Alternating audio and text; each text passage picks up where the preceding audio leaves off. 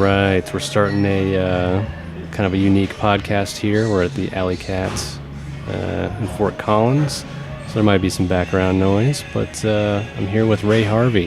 Hello. Among my friends, you're undoubtedly the most interesting man in the world. We all met you at Ace Gillette's back in the day.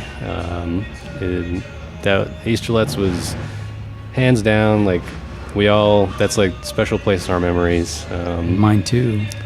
And I remember the night we met originally. Do or don't? Do, yeah. See, and that's impressive, because we remember when we started going there, but I'm not sure I could pinpoint the exact day. Mm-hmm. But yeah, so here we are many years later, and it's quite a different environment. For context, it is July 15th of 2020, and so everything is more or less in quarantine or some form of lockdown because of COVID. Mm-hmm. So that's where we are in the world. So Ray just came out with a new book about a month ago called Whiskey Wisdom, The Art of Being Interesting. And there's a subtitle there you can read in a bit, but I just want to jump right in and read a quote that you referenced from Edgar Watson Howe. No man would listen to you talk if he didn't know it was his turn next. Yeah, what do you think of that? Well, I think because we're on a podcast, we necessarily have to go back and forth, but it's in the best way possible. Mm-hmm.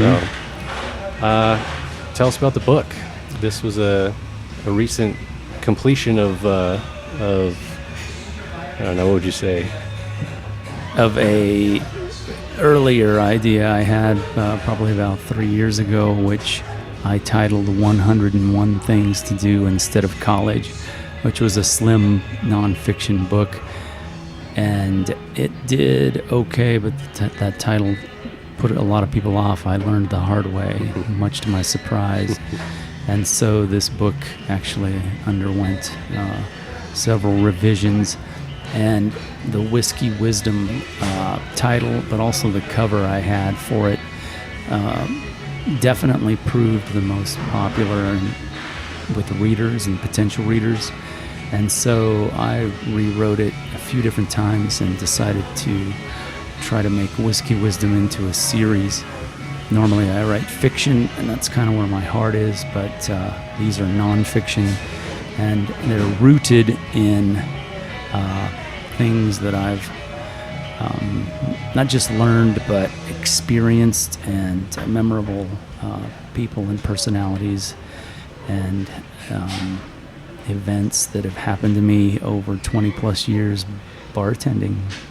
Yeah, that's quite a stint. I think bartending, at least in my experience, has been seasonal. Mm-hmm. It's a seasonal occupation across your entire life, but you're probably one of the few that it's definitely been a larger part of your life. And I have to mention that there's some very cool photos in the book of napkin drawings and sketches and quotes, and your original idea that you'd written down on a napkin. Yeah, that adds like a really good element here of just you can picture yourself at a bar. Well, maybe now you can't, but you can normally picture yourself sitting down with a cocktail napkin and just sketching, and I think that's such a good tie-in for the book. Thank you. I liked it too, and people have left me so many incredible napkins, with whether it's actual art, like the one of me shaking a martini that an excellent artist drew. And that guy, by the way, was from Albuquerque. Really? Yeah, his name is David, and I never got his last name, but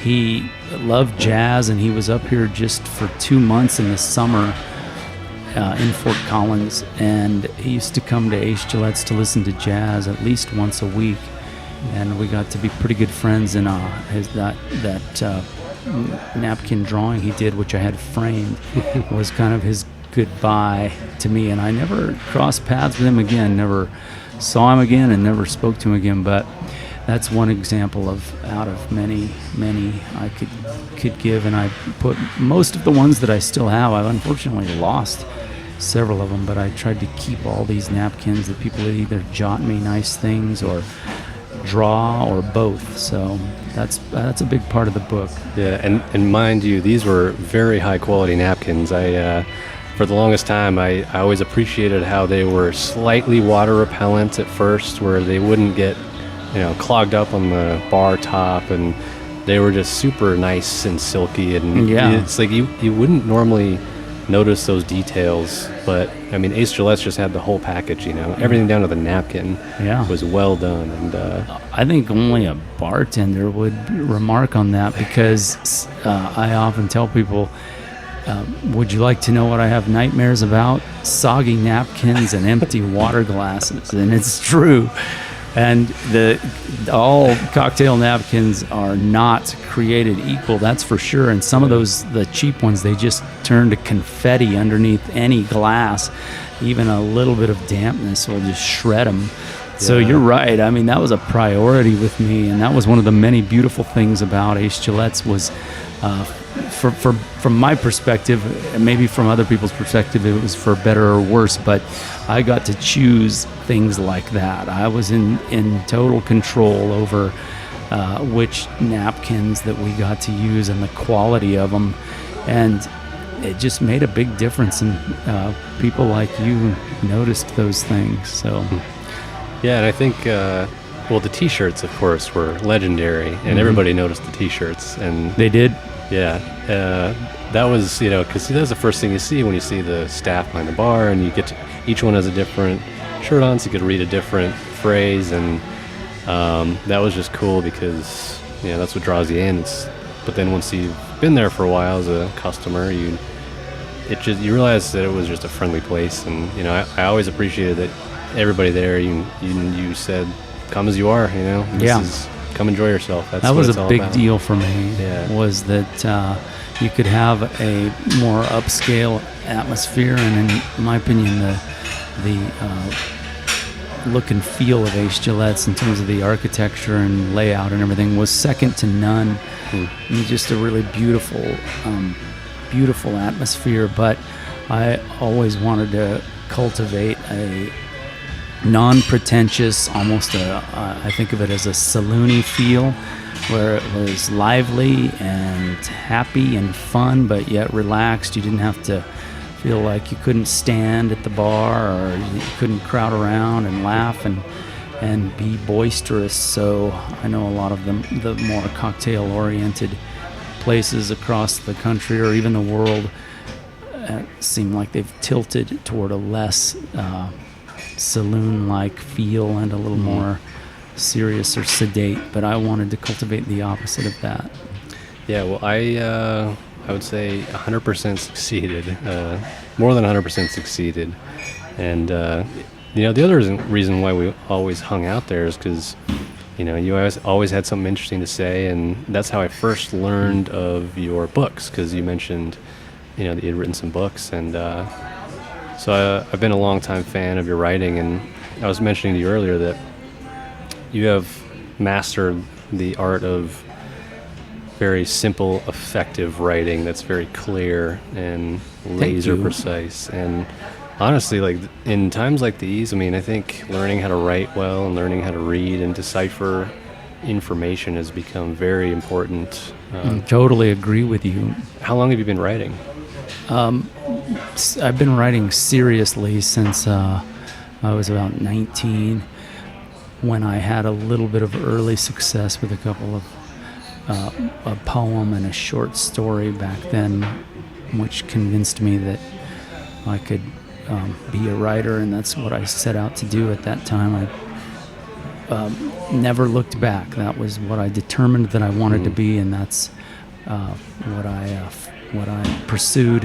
And bartending was the occupation I chose as the occupation that would sustain me, provide me with money and everything while I pushed through as a writer. I didn't know my apprenticeship would be 13 years before I saw another thing in print. It's been said of painters and other artists like that if you knew how much you had to learn in the beginning, if you knew in the beginning how much you had to learn, you'd never become a painter. And I've often thought that maybe that was the case with me and literature. That is a very good way to put it, because I think about my dad, who's been a furniture designer and builder ever since he was he started with jewelry in high school, or slightly before then, but he transitioned to furniture, and it's been a 30-plus year endeavor, and, he built it from scratch, and I think he would say the same thing, like, if I knew back then what you would have to do and how much effort and how much risk you have to take just to pursue your craft, it's like it is almost better, and it's fortunate that you can't see the future otherwise. Yeah. On a similar note to that, I once attended a lecture that an actor, he was English, he was from London, and when he gave this lecture, he was no longer a young man, he was definitely in his 60s, if not his 70s, but he was a Shakespearean. And he was really charismatic, but one thing that he said that I always remembered, which I think is pretty much the exact same thing that we're talking about. If you knew in the beginning how much you had to learn, you probably wouldn't pursue it.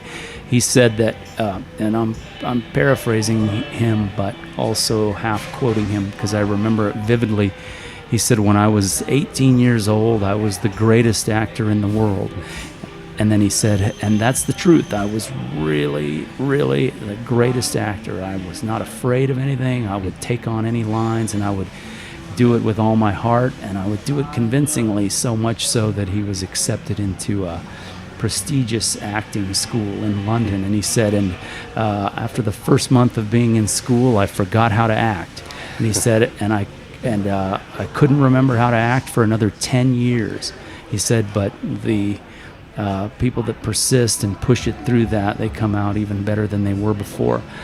I think that what he's getting at is that youth has a certain rawness of talent that comes through, and a fearlessness, but also like an unself-conscious quality. But then when you begin the process of formal training, you kind of lose that and become more self-conscious. And then if you can push through it, you find a way to incorporate the new technical learning with your original passion and maybe you could say talent from when you were young, and hopefully that'll fuse into something bigger and better yet. Yeah, you're right. It's the developing a thick skin. That's like one of the hardest things to do. I think developing a thick skin, and I was listening to a keynote by Patrick Bet-David, and he was mentioning that if you're able to toil away at your craft and feel like you're getting nowhere, you aren't getting nowhere because you're building the thicker skin, and your mind is getting stronger if you can endure it. And there's something to that, right? It's like when you're young and you have a lot of talent, things come naturally and easy. It's really easy to get overzealous and underappreciate just the toil. I absolutely think that there's something to that, and I think that it's at this stage in my life, and certainly my writing, I think that the persistence is the key factor, but also the number one predictor of success, because most people don't, like, whether it's a negative review or negative feedback or something, it can really crush a person's ambition or just their desire to keep going. And I know that many a Broadway actor, or aspiring Broadway actor or actress, has thrown in the towel because of negative feedback or just criticisms or reviews. But the ones who can push through it, and I know that I myself, my first published novel took me over 8 years to write and another year to get published, and I really put my heart and soul into it for all of its flaws, which I can see more clearly now. I still put my heart and soul into it, and I'll never forget the first negative review of that I saw, and it was a detailed, long review, and it just stings so much. It's like a slug to the guts when you spend that much of your life and time putting yourself into something, and then somebody who doesn't know you or you don't know dashes off a review in 60 minutes that's just so hostile. It takes the wind out of your sails.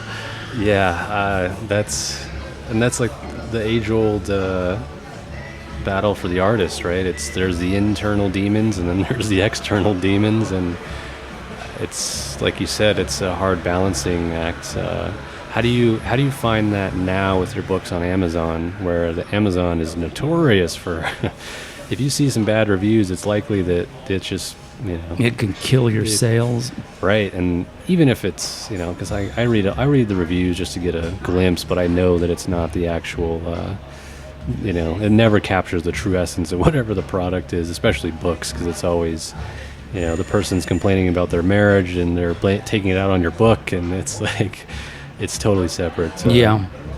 Well, I mean, I think that this is a slightly separate subject, but that reading reviews and learning how to filter through them, especially for books, is becoming an art form in and of itself. But ultimately, I think that the review process, Amazon has a sister site that they purchased several years back called Goodreads, and Goodreads is that's kind of considered the book reader's review site, and that one is more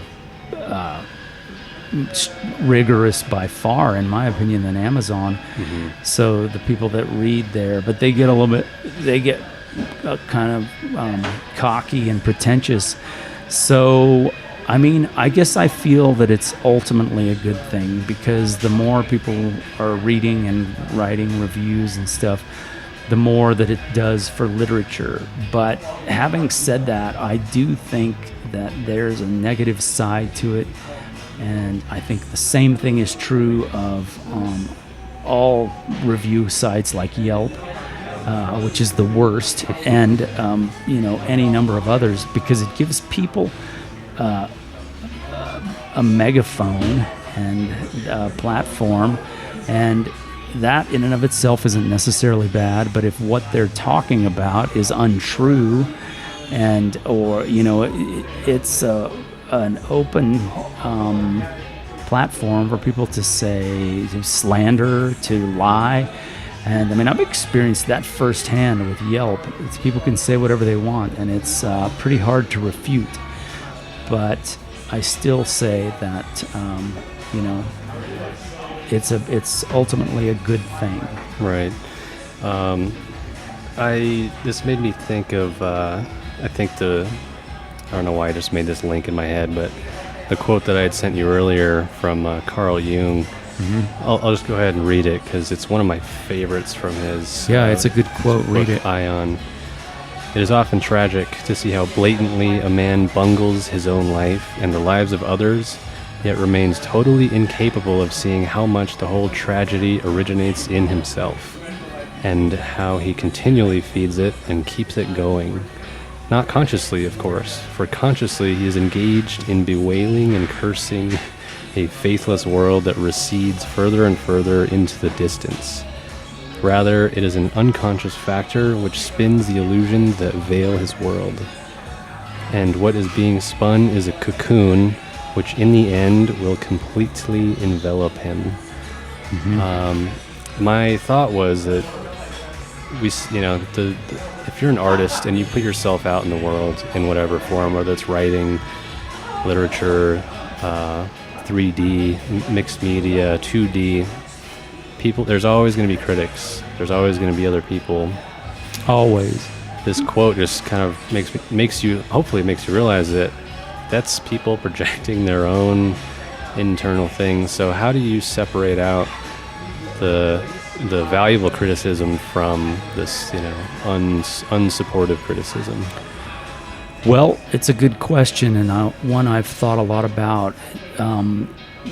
I can't really, off the top of my head, think of a general principle that I use, but more case by case or review by review. I mean, So you can take a well-written book, like let's take somebody famous who's, indisputably good as a writer, at least stylistically, somebody like, John Updike or J.D. Salinger. Let's take J.D. Salinger, who I think stylistically is one of America's greatest writers of all time. And yet he has a book like Franny and Zoe, which I think is overwritten, and the story is kind of drug out. The pacing is off. And so you can have a book that's stylistically well done, but the story doesn't satisfy me. And yet there are plenty of people out there who will be satisfied by it. And so that's an example of personal preference. But if you were to read a thoughtful review of it, somebody might say that, I might say that this story wasn't for me. The writing line by line is good. It has sophistication about it, but I thought that the pacing of it drug. I thought that he made too many divagations, or he just digressed a little bit too much. And so you could tell probably by the quality of the discussion in the review if it was a fair review, just by virtue of how balanced and measured and intelligent sounding, I guess, the reviewer was being. But it's not always so clear cut. I mean, I've read negative reviews of some of my books that I thought contained real kernels of good insight and things that I hadn't thought of. And I've taken from that. But then, I guess one of the principles I could go to is if the review is an ad hominem, kind of an attack, or if it's made personal, that's one thing I would say kind of signals, and how close that the reviewer sticks with the actual work itself. And that's another criteria I would use. Right, like obviously you can tell when someone hasn't read the work in question. Yeah, and sometimes the reviewers on Amazon will even say that I gave this 1 star, couldn't get past 10 pages. And those I actually will dismiss as a buyer too. Right. If I'm reading reviews. Well, as a third party, I can say that ignore those. Your writing is of like current authors, and not that I know a lot of current authors, but just the books that are coming out. I mean, your books are so concise, and for that reason they're enjoyable and Thank you. more valuable. Because it's I think Naval Ravikant has mentioned, like, his style of reading is he'll open a book, pull something out, and just think for a long time about it. Mm-hmm. He's not about collecting that stack of books that it's in the background of your Instagram photo of like how many books you've read. He's like, no, I want an idea. I want to play with it. I want to chew on it for a while. And you don't need a lot of content. You don't need 1,000 pages for that to happen. You just need some really good content. And I'll tell you, over the years, I've pulled some great stuff out of your books, and it's just rare. I really appreciate that. One of the main priorities I have as a writer is concision and clarity. So I read a long time ago that one of the truest hallmarks of a good writer is the ability to bring complicated ideas down to a comprehensible level for everyone reading it. And I've always kind of used that as a guidepost for my own writing, and that's what I strive to do. I don't know that I always succeed, but it's my number one focus in writing, is presenting my ideas clearly and concisely. Yeah, that's Richard Feynman had that style in science, and his whole thing was the Feynman, one page, where he would take a concept as complicated as calculus or physics and try and tell you what it is in 1 page or less. Mm-hmm. Do you know where you're supposed to learn how to think that way? I mean, I got a glimpse of that from certain professors in college. A lot of people that I've met in my life, you always key into the ones that seem like they're just very good at learning. And I think that skill of learning how to learn, learning how to put your own barriers down and just assess something as it is very difficult. But any thoughts? Oh yeah. Well, I mean, in theory, the discipline that teaches how to learn and how to think. I mean, the art of teaching is called pedagogy, but it belongs to the discipline of philosophy, and specifically, this is a little bit of a heavy-handed word, but it's not a word to be intimidated by. In my opinion, it should make its way into the vernacular, and that is the science of epistemology, E-P-I-S, and that comes from a Greek word episteme, which means knowledge, and epistemology is the science of knowledge, or the study of knowledge, and it deals with such subjects as reason and logic and the structure of the human mind and how we process information, how we think. And so if epistemology were not such an alien idea, and if it were less academic sounding or highbrow, and treated more as a legitimate discipline when kids are in their formative years, and how to think clearly, and the role of language in the thinking process, all of those sorts of things, I think that is something that should be incorporated into a child's learning and then continued all throughout, because a good epistemology really streamlines and clarifies and aids in the thinking and learning process. I'm really glad you brought that up, because over the years I've found I brush up against that. That seems to be my ceiling of, when you think about something, it's the calculations are happening inside your brain, and you're somewhat limited in that. Just to even think about a concept, whether it's epistemology or science, philosophy, all of these, it's happening inside your head, and the very concept deals with the fact that existence may or may not only be in your head, outside of your head, and that's where my mind, I'll start tripping up, and trying to follow the chain through all of this, and it's like science is a philosophy. It is not like an ever-present, absolute truth that as a concept, right? It's just another philosophy. Can you speak more to that? Yes, well, and yet, do you agree, or do you think that there are certain absolutes that hold true no matter the new theories that are come upon, or new data that's uncovered? For example, gravity, or orbits of planets around the sun, or those sorts of things. So most people would say, yeah, there are certainly things, or you can take mathematics, where 2 units combined with 2 more units. That would be my answer, is like, I would think, math, that has to be the end all be all, that has to be there even if we're not here. Mm-hmm. But I guess the math breaks down if the laws of physics break down, and if you're get sucked into a black hole, it may or may not apply.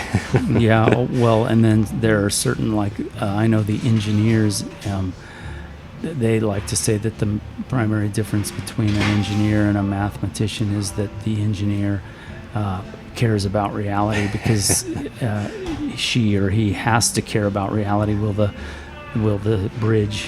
structure of the bridge hold up under weight, or will it collapse? Right. Whereas mathematicians don't have to worry about reality. And Nikola Tesla was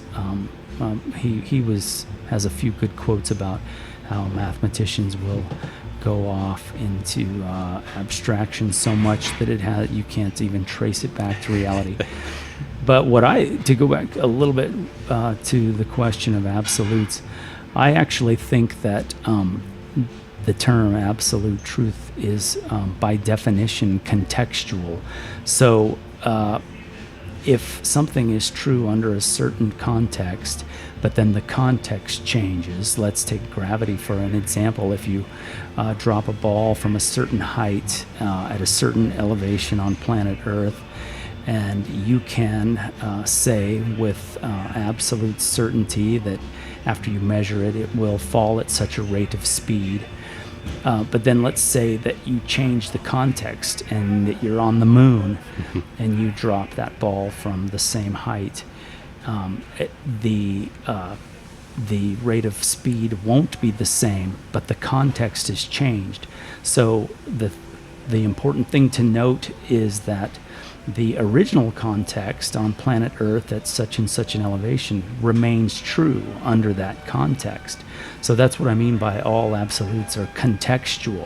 Mm-hmm. The context can change, but it's actually the context itself which makes further knowledge possible. So if you didn't have some previous idea of rate of speed at a certain elevation, then the new context wouldn't have any real meaning because, you didn't have any standard to begin with. Mm-hmm. And another example of that, just real quick, is observe how when children learn what the defining characteristic of a human being is, and I remember this growing up, a child may think, well, what distinguishes a human being from the other animals?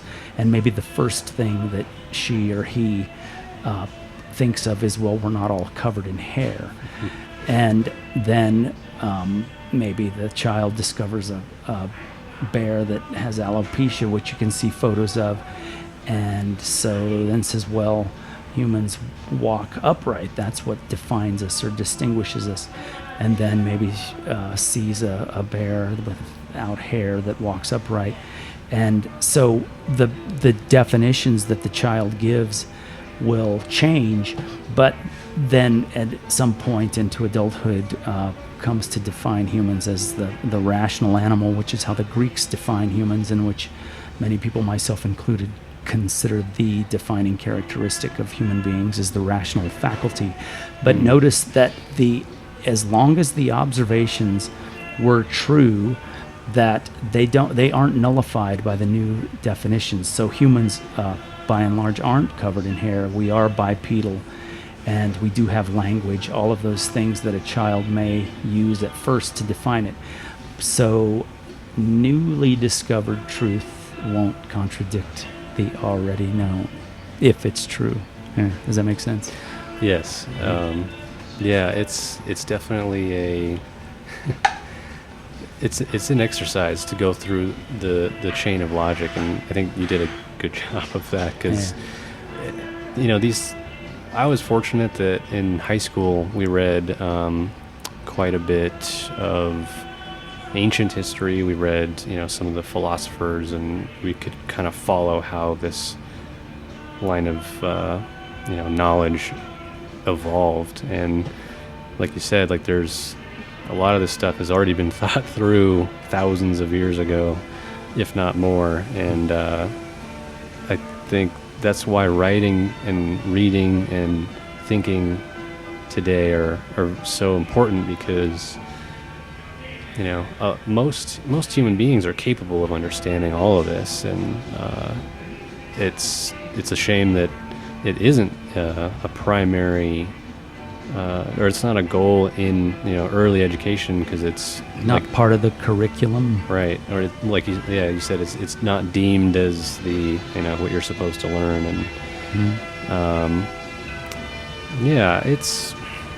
that's why good writing, like once you encounter it and you're able to it's like, this makes sense now when I read it. Good writing clarifies thinking. I do believe that. Yeah, and I would say reading makes you a better writer as well. I think you echo that. Definitely that. And I've been somewhat lazy in reading, in writing. I haven't written as much as I did in high school. High school I wrote the most in my life, I think college is a little less.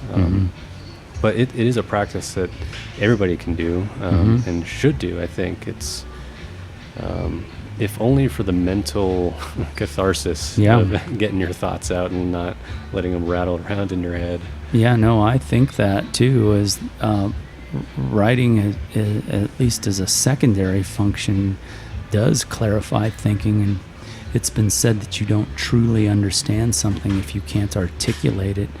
And I know in my own experience, being put in a position where you have to articulate it, an idea or a thought, in order for the reader to understand it, that it really does clarify a lot. And it's one of the most challenging parts of the writing process for me, is presenting ideas and thoughts with clarity, so that the reader can understand it. But in so doing that, you do develop a sharper, more streamlined understanding yourself.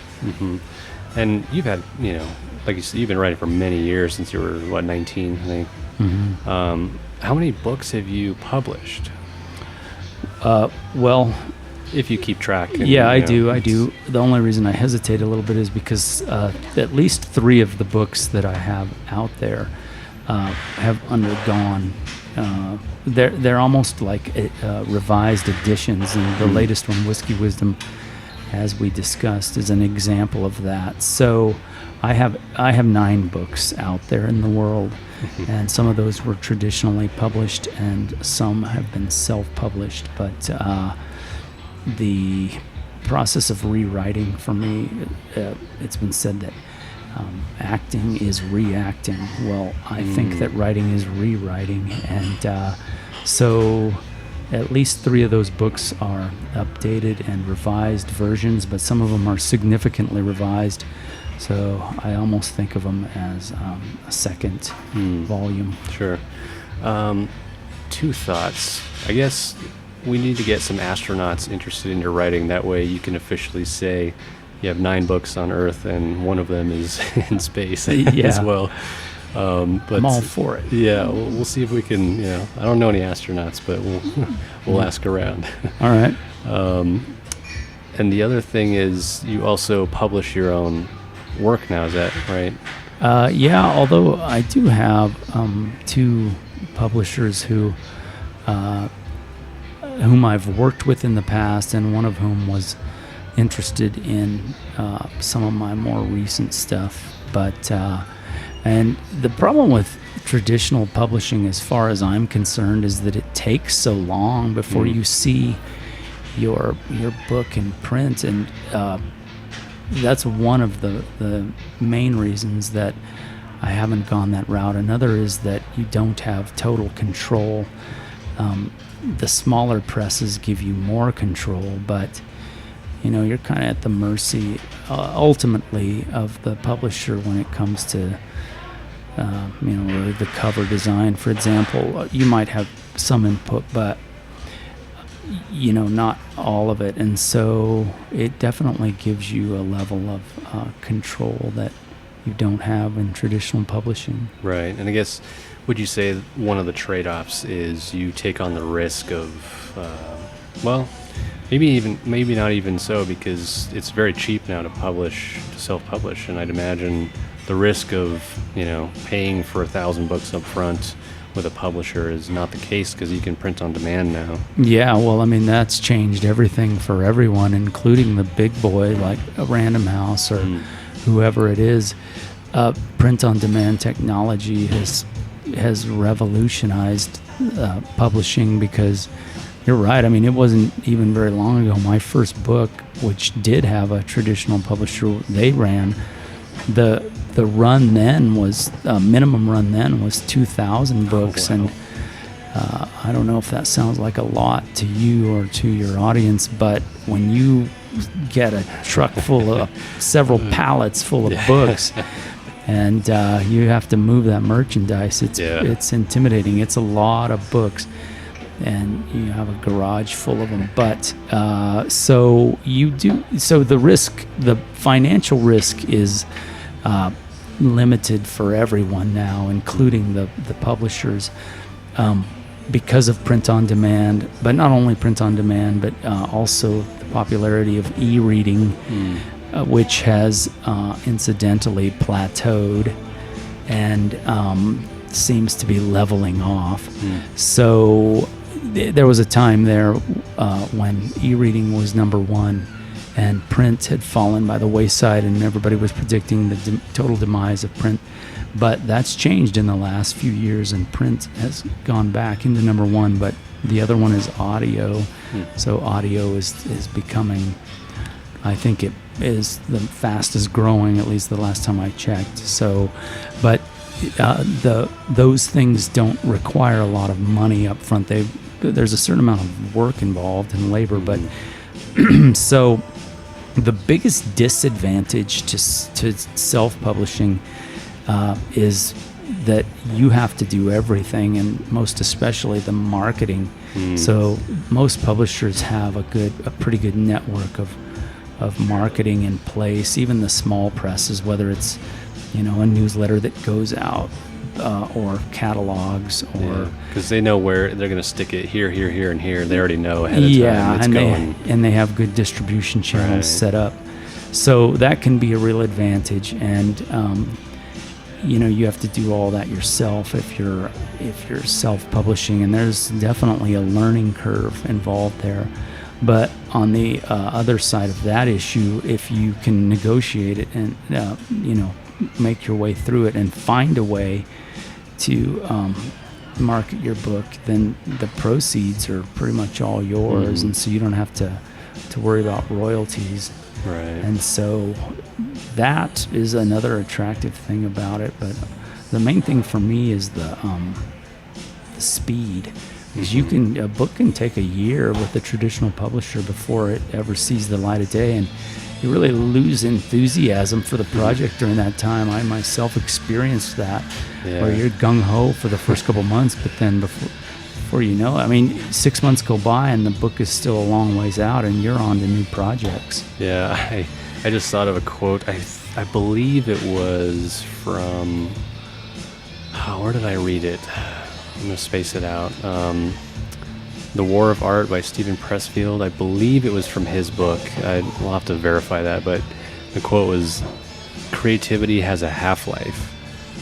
And that that stuck with me, because it's so true that creativity is like this powerful force. It really is almost like it's like radioactive material, but it's going to decay if you don't do something with it.